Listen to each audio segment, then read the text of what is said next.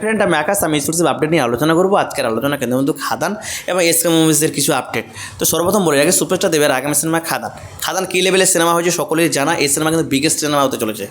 তো এই সিনেমার আপডেট কিন্তু আসতে চলেছে খুব শীঘ্রই। সুপারস্টার দেবের পক্ষ থেকে কিন্তু জানানো হয়েছে এমনই। আপনারা সকলে দেখেছেন হয়তো ইতিমধ্যে সেই পোস্টটি। সেখানে কিন্তু ইঙ্গিত করা হয় যে সবথেকে বিগেস্ট সিনেমা এই বছরের জন্য সেটা কিন্তু আপডেট আসছে। সেই কিন্তু ইঙ্গিত দিয়েছে সুপারস্টার দেব। কিন্তু অনেকে হয়তো ভাববে যে এটা হয়তো টেক্কা সিনেমার আপডেট। না, টেক্কা সিনেমার না। কারণ টেক্কা সিনেমা যদি আপডেট হতো তাহলে কিন্তু সুনীল ফিল্মসের ব্যানারে কিন্তু লোগো থাকতো না।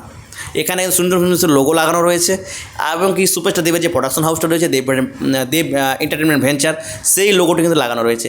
তার মানে ক্লিয়ার যে খাদান সিনেমার কিন্তু একটা আপডেট আসছে। খাদান কী লেভেলের ভয়ঙ্কর সিনেমা হতে চলেছে আপনারা এটা সকলেই জানেন। এই সিনেমাটা আসার আগে বক্স অফিসে কিন্তু হিউজ রেকর্ড করবে। কারণ এখন থেকে যে হাইপ লক্ষ্য করা যাচ্ছে, আমরা অতীতের সিনেমাগুলো যে কমার্শিয়াল সিনেমাগুলো কিন্তু আসে সেরকম কিন্তু আমরা হাইপ দেখি না, যেটা আমরা খাদানের ক্ষেত্রে দেখছি। তো যাই হোক, দ্বিতীয় যেটা আপডেটের কথা বলি যে এসকে মুভিজ দীর্ঘদিন যাবৎ কিন্তু আগের মতো কিন্তু সিনেমা করছে না, বা এই প্রোডাকশন হাউস থেকে কিন্তু আগের মতো কিন্তু সিনেমারা আসছে না।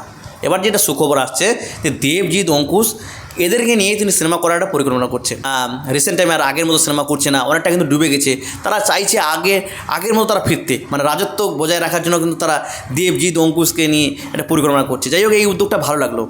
এবার দেবের সঙ্গে শোনা যাচ্ছে একটি সিনেমা করার পরিকল্পনা রয়েছে এবং জিতের সঙ্গে শোনা যাচ্ছে দুটো সিনেমার কিন্তু হতে পারে, গুঞ্জন রয়েছে। তো অঙ্কুশ হাজরার সঙ্গেও কিন্তু সিনেমা করবে এমনটি কিন্তু খবর। আপনারা সকলে জানেন অঙ্কুশ হাজরার সঙ্গে কিন্তু দীর্ঘদিন যাবৎ কিন্তু এসকে মুভিজ কাজ করেছে, হিউজ কিন্তু সাকসেস। একটা সময় অঙ্কুশ হাজরা কিন্তু এসকে মুভিজের ব্যানারে কাজ করেছে, আর সেই সিনেমাগুলো কিন্তু সাকসেস, আপনারা এটা জানেন। তো যাই হোক, এটাই বলার ছিল। এই ছিল আজকের মতো। আমাদের নিউজ যদি ভালো লাগে অবশ্যই লাইক, কমেন্ট, শেয়ার এবং ফলো দিতে ভুলবেন না। ধন্যবাদ।